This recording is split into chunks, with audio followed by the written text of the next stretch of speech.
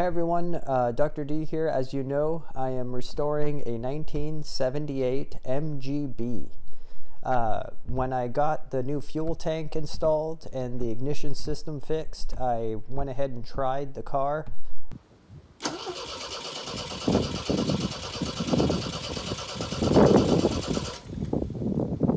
smell gas.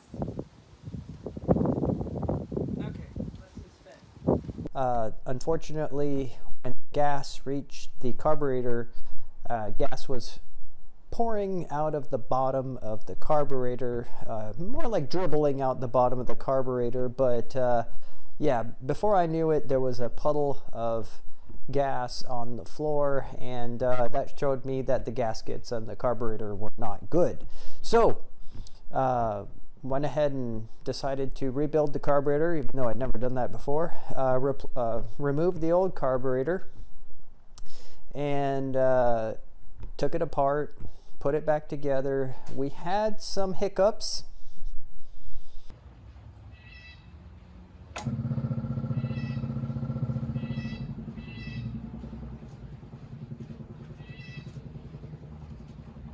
Oh, I hear the fuel. Look, look. Yep. They're coming through? The fuel's coming through the filter. Oh, I hear it here. Oh, we need to race too close. Oh, Okay, oh, turn it oh, off. oh. Yeah. I didn't do it. Well, that's a bummer. And we had some trials, tribulations.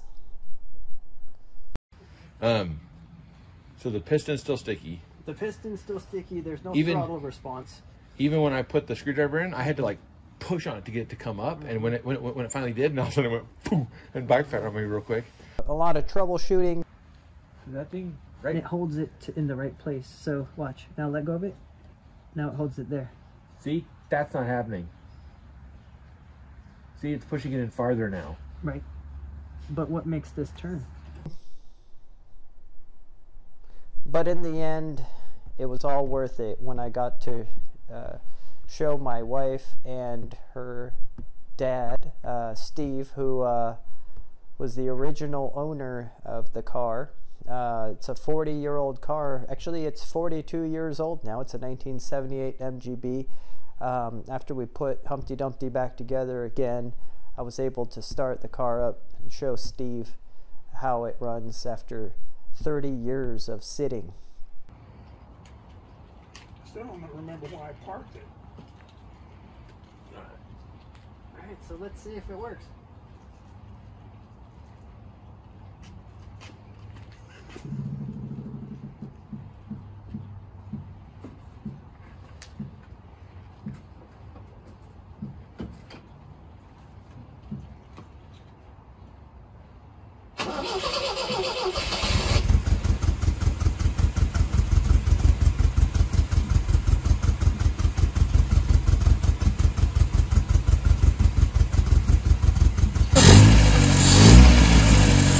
Oh, yeah.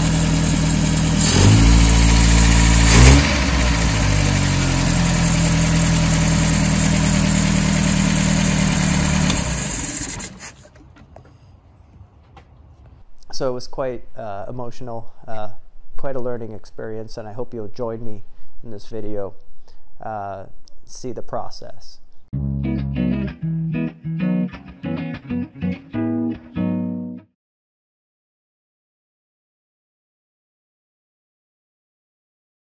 Blue zones where, you have a lot of biodiversity, try to keep those away from fishing to the exploitation. Organizations that really don't have any teeth to it.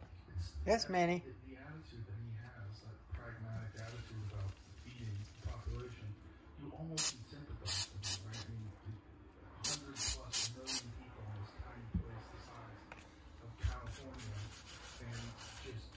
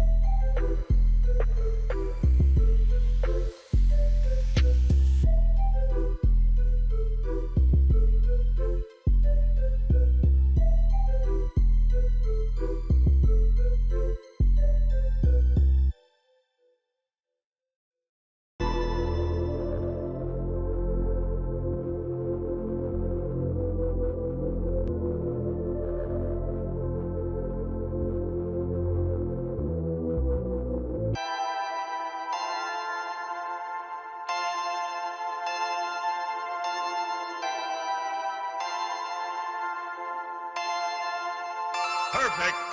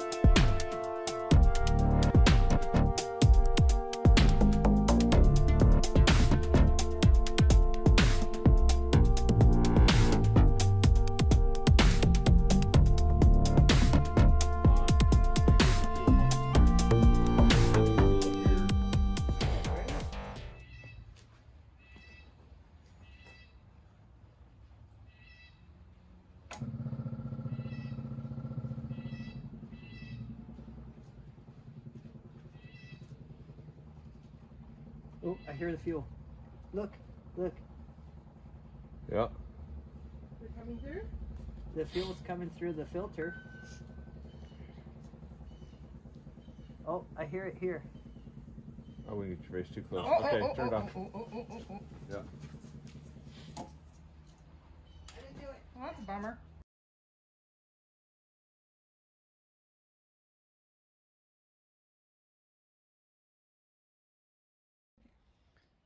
All right.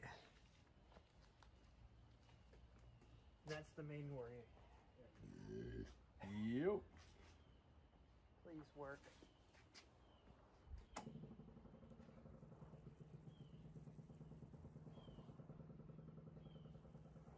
So far, so good, dude.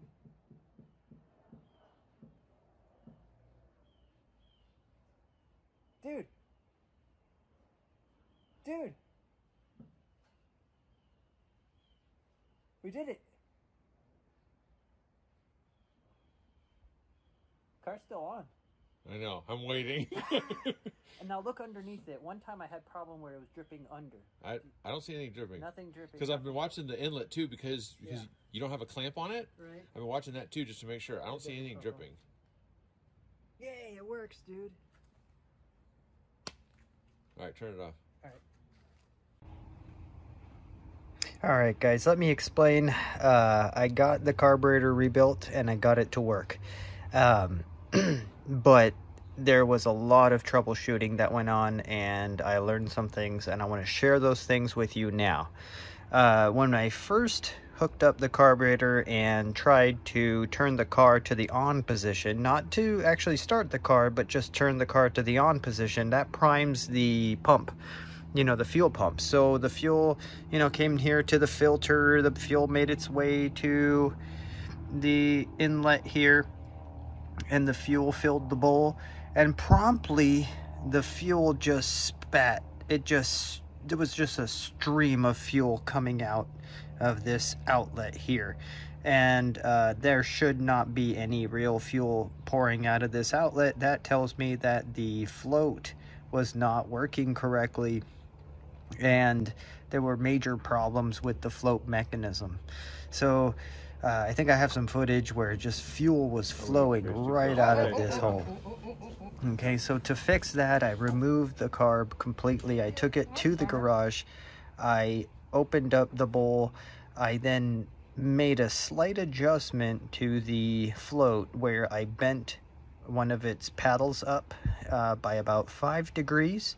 And that alone was enough to fix the problem. So now when the float comes up, it fully closes that, you know, depressible nipple, and the inlet gets blocked and no fuel exits the outlet here.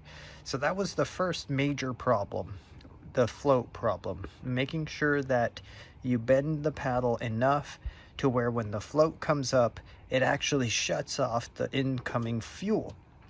All right, so from there we had a number of other issues. A major one was with the choke here. The choke had major issues. One of the issues with the choke was when you put the choke back together, you actually need to rotate. You need to rotate this part of the choke, and that puts spring pressure on that on the choke, pushing the choke advancing the choke forward. When that happens, you'll see a depression in here in the little mechanism that moves up and down. Okay, and that's good, because when you start the car, if it's cold, you want the choke to be open, and the choke will not open if you don't twist this part of the mechanism once you've put it back onto the carburetor. Okay, so just a pro tip for you: when you put the car back together, make sure you turn it to the right condition to where you've depressed this mechanism here, and you've opened the choke. That way when you start the car, the choke is open, because we had a number of issues there where the car would not start because the choke was closed, and this was the problem here. Okay, what other problems did we have? We had issues with the ignition. The ignition wasn't working correctly. We figured that out. We had issues with the gas tank. We had a ton of issues, but the major issues here with the carburetor. Oh, and there was a final issue. When we put the piston in, let me show you this real quick. Look here. When we put the piston in, and of course the piston is this part here that moves up and down, this part here, this piston. I had put it in backwards because nowhere in the instructions did I see exactly how you put the piston in, because on the other side of the piston are 2 holes, and those holes were in the front here, and that caused major issues. You see, the piston is not going to respond correctly if those holes are not on the other side of the carburetor, on the inlet side of the carburetor. Okay, or the engine side, I should say. So anyway, make sure you put the piston in the right orientation. I had it kind of the wrong orientation, and that made it so my throttle response was not working. So with all those things said, with the float correctly adjusted, with the tension correctly on the choke, and with the piston in the correct way, in the correct orientation, all of those together really resulted in a very good response. The car starts up. It starts up every time, and it works great. I think the idle is fine. Otherwise, I could show you how to set the idle in another video, but for now, the car starts, it runs, and everything is great. In the next video, what I'm going to show you is how to put in a new radiator and do all the radiator stuff, a thermostat, radiator hoses, all that good stuff. So now I can get the car to start. The car starts no problem under its own fuel. However, there's no cooling going on right now. And I'm going to show you how to fix the cooling system in the next video.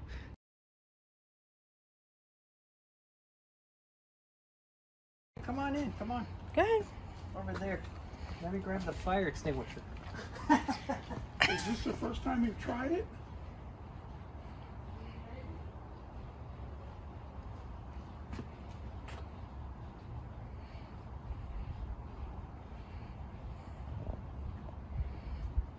So how long has it been since you've seen this thing go? God, as long as it's been parked in the back. Like 30 years? With the fire extinguisher. No, I drove it for a couple of years. Still don't remember why I parked it. Alright, so let's see if it works.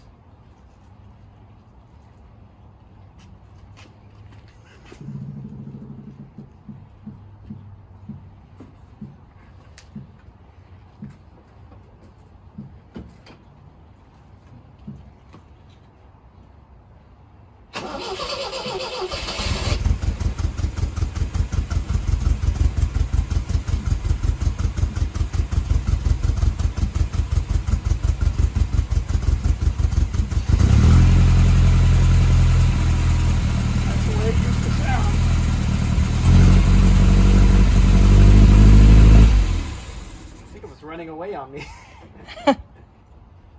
Very nice.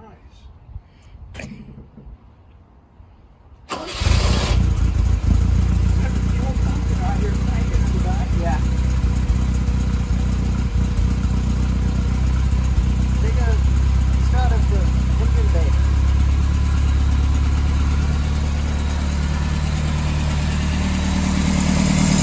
Oh God!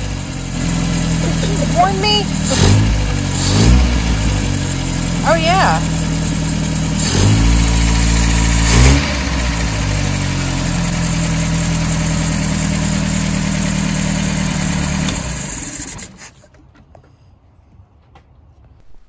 Hey, thanks again for watching.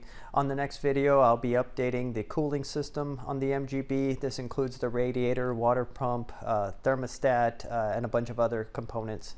So you don't want to miss that. And that video will be out shortly. Thanks for watching, and I'll catch you next time.